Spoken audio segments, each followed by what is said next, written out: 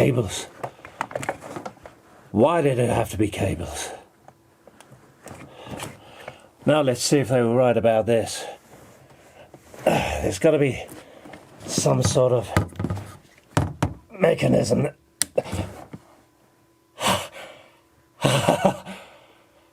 They were right. It's real. It exists.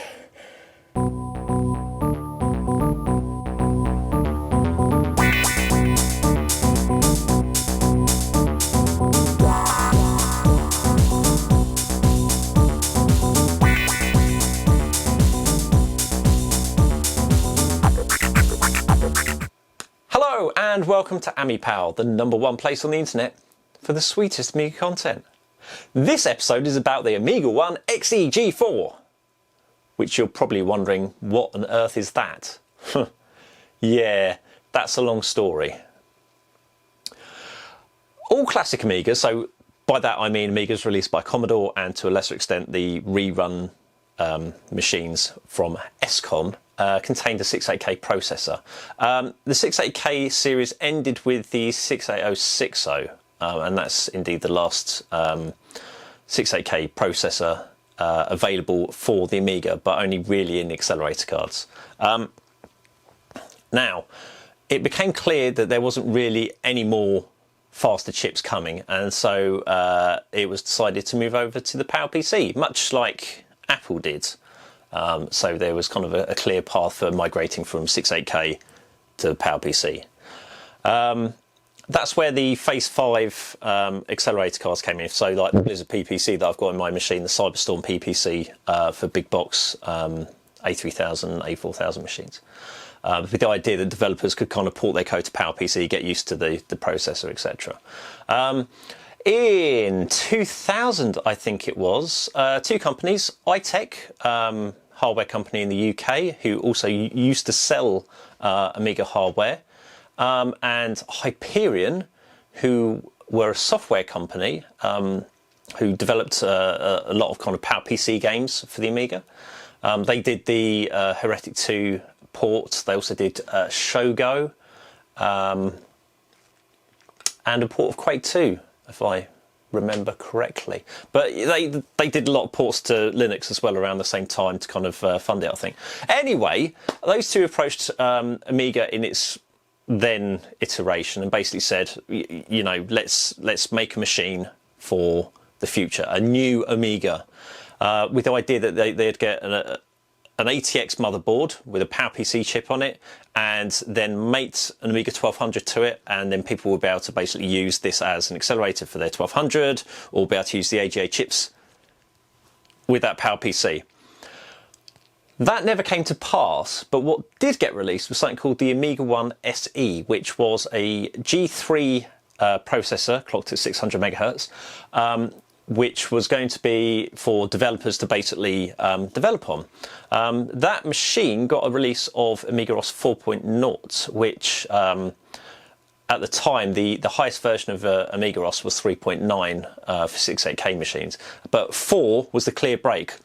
That's it, we're going PowerPC. And the idea was that developers would have that board in an ATX tower case, and they'd develop software on that. A number of those machines got sold, but I think there was a delay in OS 4 getting released at the time, and so it didn't really sell that well. So it kind of primarily got used as a Linux machine, I think. That was available towards the end of 2002 and lasted through 2003, I believe it was. 1 year later, iTech actually released a machine called the AmigaOne XE, because it sounds better, which actually had a plug-in processor port, so you could either get it with a G3 processor or a G4. I forget what the G3 was clocked at, but the G4 was at 800 megahertz. And you've got to bear in mind at the time, a PowerPC G4 was quite a powerful chip. I mean, we're talking, you know, this is the chip that is in Apple Power Macs at the time. So, you know, it's a fast chip. Those motherboards also came with PCI interface, so you could slot in graphics cards, sound cards, all of that stuff. Also came with IDE interface on board for hard drives and CD-ROMs and all of that, and I think it also had sound output, but I think there was an issue with either the North Bridge or the South Bridge, where basically it didn't work properly if you used one or the other. So a lot of people actually just put a sound blaster in there, or equivalent sound card to get sound. Now, these machines did not have the custom chips of the Amiga of old. They were basically PowerPC PCs. You know, a lot of people in the late 90s, early 2000s were running Amigas with graphics cards and sound cards. It was all retargetable stuff. And the idea of Amiga OS 4 was that, hey, let's have an Amiga OS that just runs on retargeted hardware. I mean, that's the future, isn't it? You know, you get other hardware manufacturers to build the cards, and then you just port your code to that. So that was the idea. Now, my machine is an AmigaOne XE G4 at 800 megahertz. What have I got in there? I honestly can't remember. I'll be honest with you, I have not switched this machine on since I think it was about 2010, when I packed all my other Amigas away. This, for a time, was my main machine after my A1200T in the background there. So this AmigaOne XE G4, I used it to go online, I used it to word process. It was my main machine. The only reason I replaced it was because I got into photography, and so I needed things like Lightroom and RAW processors. So let's stop this section, let's take a look at the machine, and let's switch it on, because I have no idea what it's going to do. Let's go. So here's my AmigaOne XE G4. This is a Lian Li case. All Amiga ones were sold caseless, so you basically bought the motherboard and then slapped it in the case of your choice.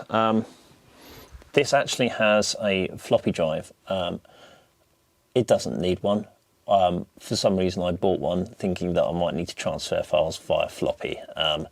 That never came to pass, so you know, I could effectively just take out this crummy PC floppy drive and just replace it with, you know, the nice aluminium cover here, because it looks a bit horrible out there, doesn't it? And then above it I've got well, a CD writer and a DVD-ROM drive there. This machine actually has enough power to watch DVDs, believe it or not. I know, in this day and age, amazing, isn't it? I'll turn it around so you can see the back. So here it is, the rear end. Yeah, I know. So standard ATX power supply on the back, and then, I mean, this is just your standard ATX ports, isn't it? Lots of legacy ports there, serial, parallel. Even these ones, look. It's got USB, it's got PS2 ports, Ethernet, and also the internal audio, like I said about. Then I've got my graphics card here. I'm still not sure what I've got in there. So we're going to find out when I open the case up. And then at the bottom we've got a wireless router, wireless network card, and just above that is, I think it's a Teratech sound card. But again, we'll find out more when I open it up. So let's go wide angle, ultra wide angle, further case shots. Yeah, there it is. This is ROM idle, actually. Like I said, I couldn't entirely remember what was in here.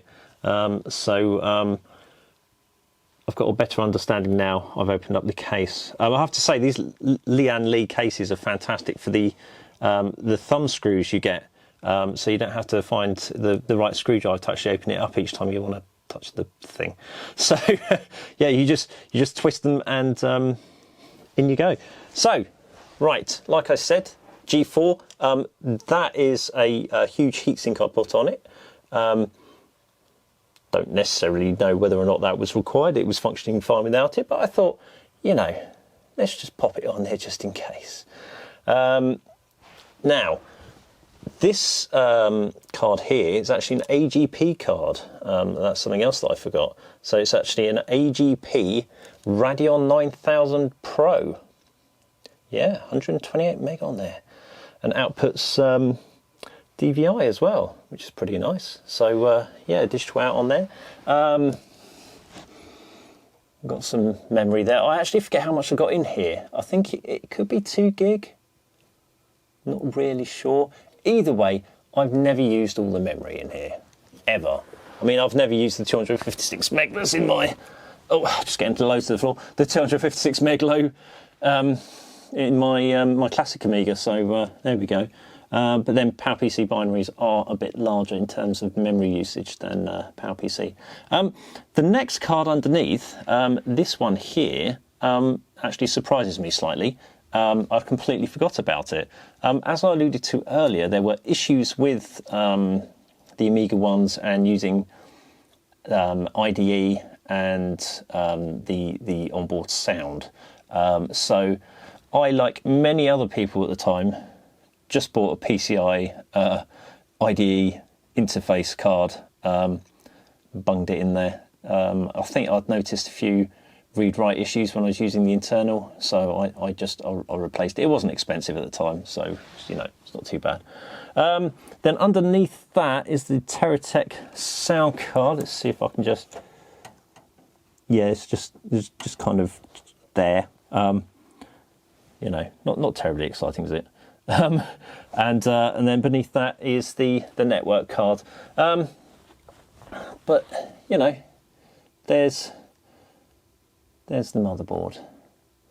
Question is, does it still run? Because there hasn't been any power into this thing, any power to the ROM battery, which you can just see down there. Bit better, there you go. No power to charge that in years, so we're going to have to just plug it in and see what happens, aren't we? Okay, the moment of truth, viewers.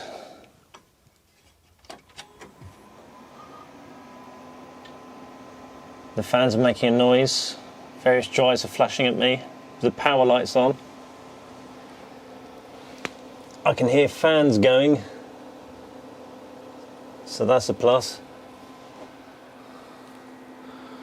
Now, does anything appear on screen?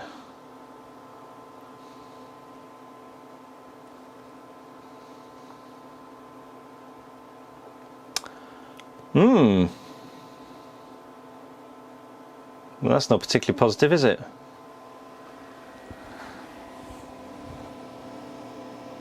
No, I don't think there's any kind of configuration between DVI and VGA. I think you just plug it in. So, why I'm not getting anything, I don't know why.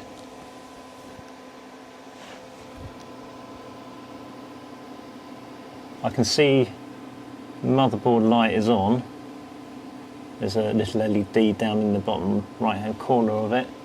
CPU fan spinning, case fan is spinning, PSU fan is spinning, but that's just indicative that there's power going into the machine. Yeah, I don't know what to do now. Okay, so clearly there are some issues with this machine. I guess I am going to have to investigate online and see what other people can tell me has happened with that and what I actually need to do. I think, like I said earlier, it's got a coin cell actually on the motherboard, which powers, I think it powers like a flash ROM for something known as UBOOT, which is the BIOS for the system. And if it hasn't had power in a long time, then it could be a case that BIOS has gone, which means that it won't do anything. So I think I'm going to have a little look-see online and see what I can come up with. Right, I've had to remove a few of the PCI cards here to actually get to the battery. I've just removed this one. This is the coin cell that was in place, and now we have a shiny new Panasonic one to go in, so that should just clip into place, and we'll see if that makes any sort of difference. Do I mind if that's not straight? No, not particularly. Let's get it booted back up and pray. So, we've put the new coin in. Let's have a look at this now.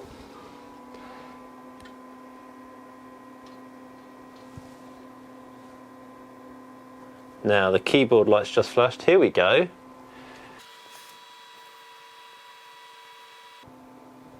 Actual life on screen. Now, I wouldn't be surprised if we subsequently get an error from this, because, as I've said previously, the BIOS UBOOT hasn't had power to it for quite some time, and it's quite common in these cases for it to become corrupted. So, might need to redo some settings, but we'll see what it tells us. So there we go, we've got some preferences. Now I'm going to have to set this up on the tripod because I can't hold it while I do things, so I'll see you on the other side. So here we are in UBOOT, made by Hyperion Entertainment, who also ported AmigaOS to PowerPC. A variety of options, as in any BIOS. You can select whether to boot from AGP or PCI. The graphics card in here, the ATI Radeon, is an AGP card, so we'll leave that on there.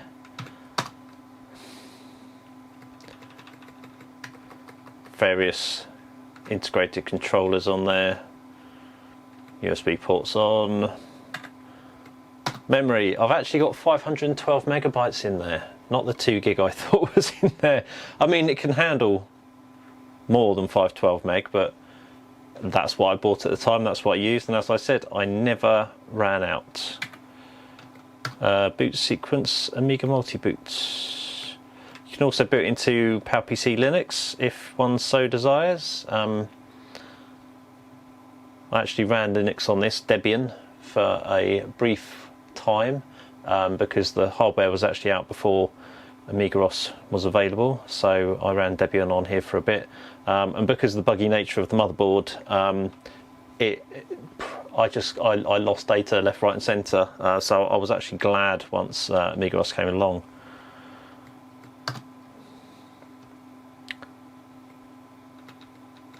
Okay, so it's saying boot devices onboard IDE disk. Now I've got an IDE PCI card in there, so I might need to select something different. Not really sure where to go with this. SCSI discs, SCSI CD-ROM. Not sure. Not sure. Because it's PCI, you get all the IRQ rubbish that you get with PCs. But you know, all the settings are there. Bit more system info there. It's a an NMPC 7445 V2.1, front side bus of 133 megahertz, and a CPU running at 800 megahertz. As you can see, there are 2 DIMM sockets for the memory there, so I could always whack in another 512 meg if I wanted to. Now, I got the feeling it's kind of returned to factory defaults because the previous ones weren't in there. Because when I switch it on, it's basically going straight to this when it shouldn't. Let's see if we can recover lost settings and what that does for us.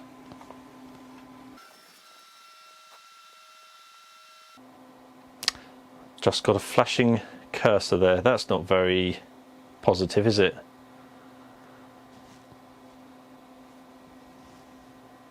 I think we'll wait for a bit longer and then I'll switch this off and heed the advice of the Amiga PowerPC crew.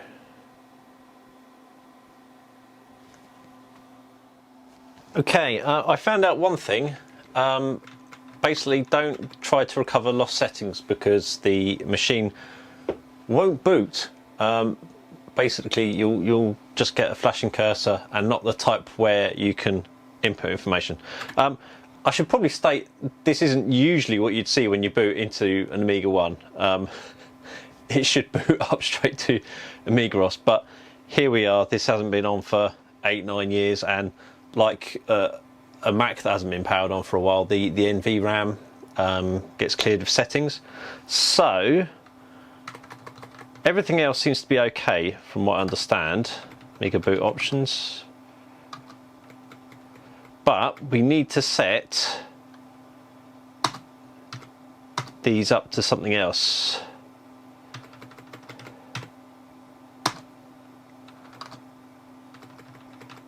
Like so. That SII is, excuse me, actually a SIL 0680 IDE card, which I've got installed. So you basically set some environment variables to tell the AmigaOne to boot from your PCI card rather than from the onboard IDE, I think. So let's save settings and exit. There we go. So it's booting up Kickstart. This is effectively you're giving it the Kickstart ROM now to allow Workbench to run, or AmigaOS to run, should I say.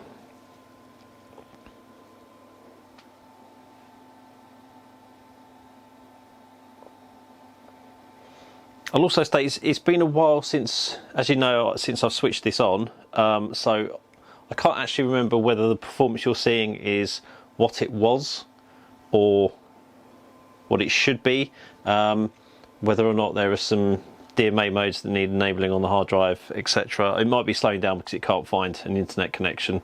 As I showed earlier, it's got a wireless internet card in there, so it could just be a case that it's not finding a connection and it's slow. So here we are. Hey, we are in Workbench. Lovely little image there from Austria when I went a few years back. So yep, standard Workbench. You've got partitions and drives on the left here, and then you've got something called AmiDoc, which allows you to create docs of icons like so, which have shortcuts or just icons of applications and programs. As you can see, it has opaque moving of windows, opaque sizing of windows. Another difference you'll notice is that in the title up here, graphics mem and other mem are the same because there's no chip RAM on an AmigaOne. It's just all available for graphics, sound, everything else. You don't need separate chunks like you do with the original Amiga. What can I show you? Just since we looked at Quake last time on my machine, let's run Quake OS 4. I won't run GL Quake because we didn't see that. I don't have a 320 by 240 screen mode set up on this, so we'll just go with a 640 by 480 8-bit one there. Yeah, it shifts quite nicely, doesn't it? Let's do the standard time demo.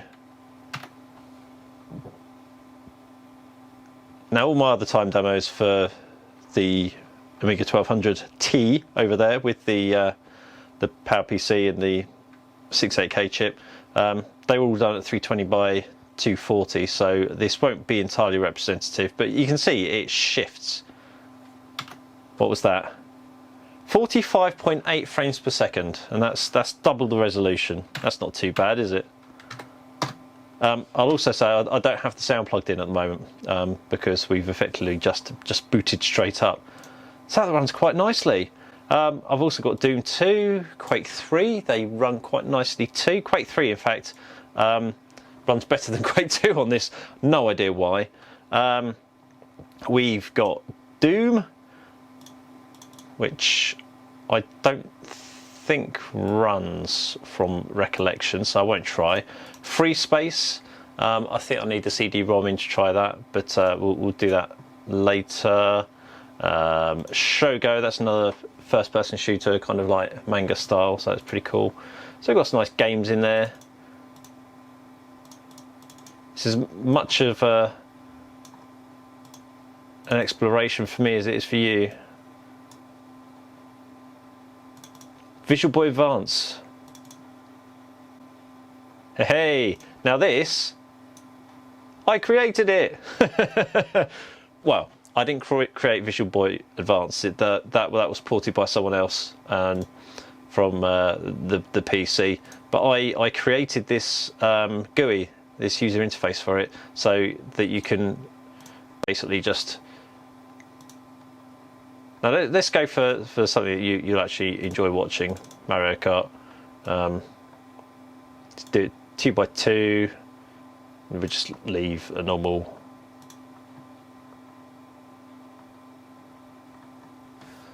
Not too shabby, eh? It makes it a lot easier because Visual Boy Advance and a lot of other emulators on the Amiga are basically command line driven. So you can use something called RxMui, which interfaces with AREX to create a GUI for things, and then basically with the user interface, you'll effectively just see it won't redraw while the game's running. You're just passing specific command line interface to the emulator to then run.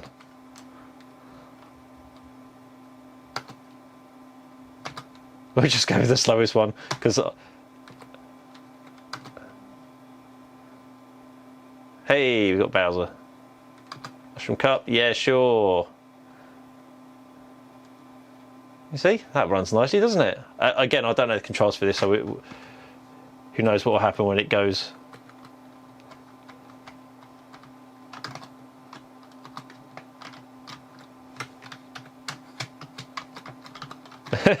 I don't know the controls.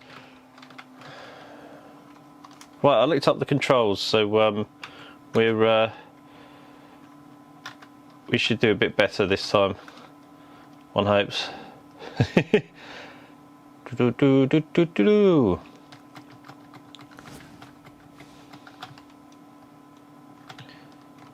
There he goes. Oh no.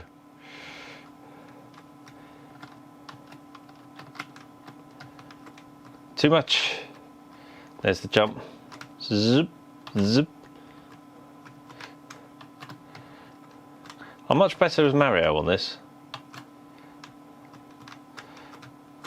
But yeah, it's nice to be able to run an emulator of a much slower machine on a really powerful machine, isn't it?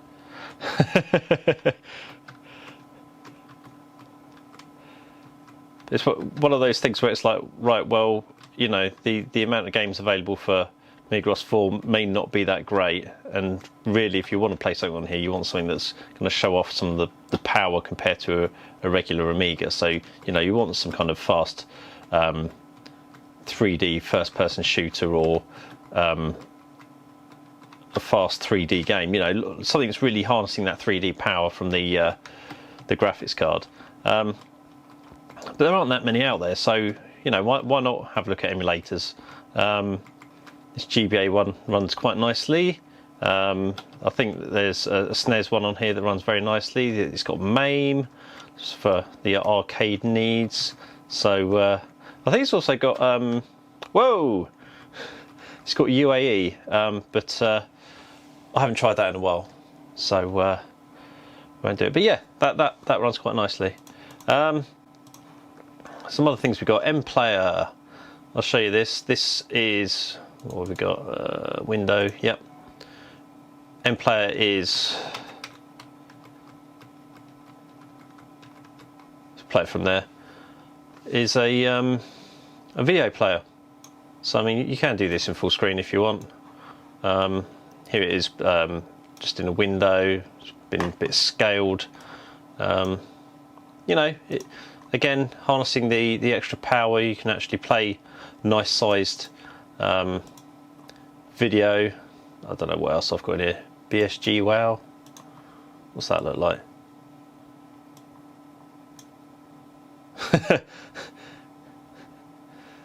Yeah. So yeah. One other thing I didn't actually mention is how some of the other GUI changes. You've actually got transparent menus here. You've got menus that aren't actually attached as well, so you can just do menus from anywhere, which works quite nicely. There we go. Icons are all 24-bit PNG with transparency and transparent dragging as well, which is quite nice. And yeah, as you can see, I mean the actual GUI itself looks a bit nicer. I showed you the opaque moving and sizing.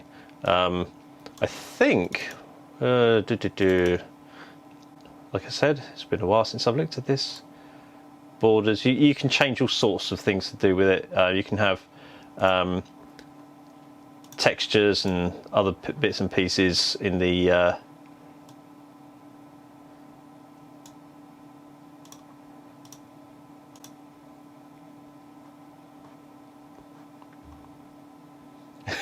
doesn't want to do that, does it? In the title bars, you can change the colours, etc. These nice gradients are part of the GUI as well.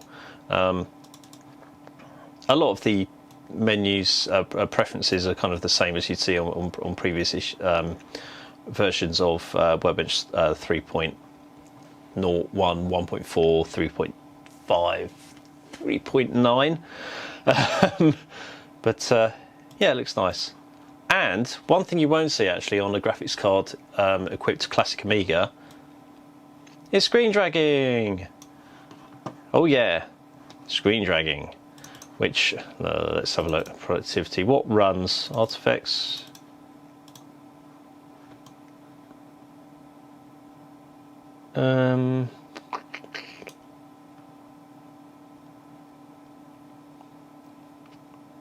I don't know. What can we have a look at? Portsmouth edits, Victory. Yeah, let's have a look at Victory. Oh, look at that ship, glorious ship. Anyway, yeah, you can do that. So you can drag stuff between screens. The only difference is, unlike a classic Amiga, which if you're using one of the classic screen modes, will actually keep it all the right size. If you've got a smaller screen behind this, so if, for instance, I change this.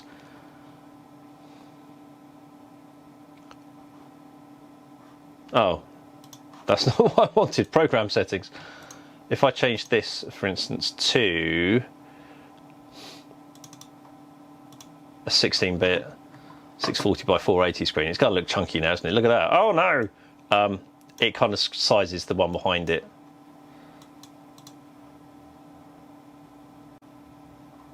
And then you need your monitor to. So yeah, that kind of thing happens. But you know, it's good. It's there. Does that run?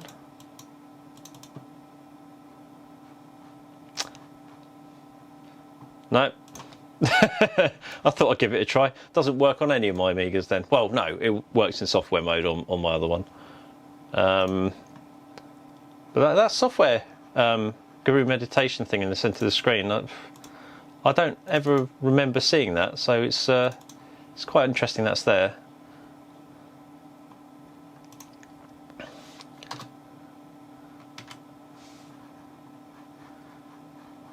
Let's do this, shall we? I'll show you how this runs on here. Fight. So, Quake 3. This will actually show you the mini GL like warp 3D-ness of AmigaOS 4.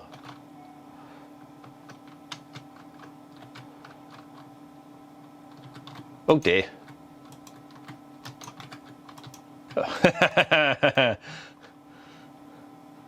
So yeah, this has a good rate to it. But he's still got a rocket launcher.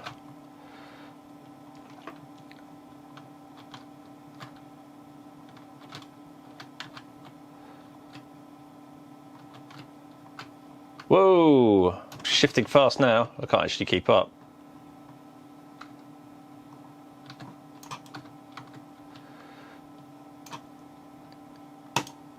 So yeah, there we go. Quake 3. So that's a quick look at the AmigaOne XE G4.